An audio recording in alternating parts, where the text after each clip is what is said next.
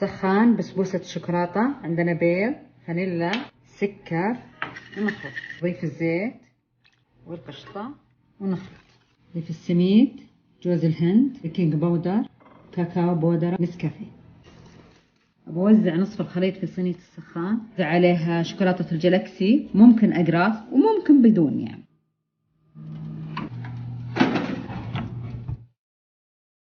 تغطية البسبوسة شوكولاتة شيبس، كريمة ساخنة.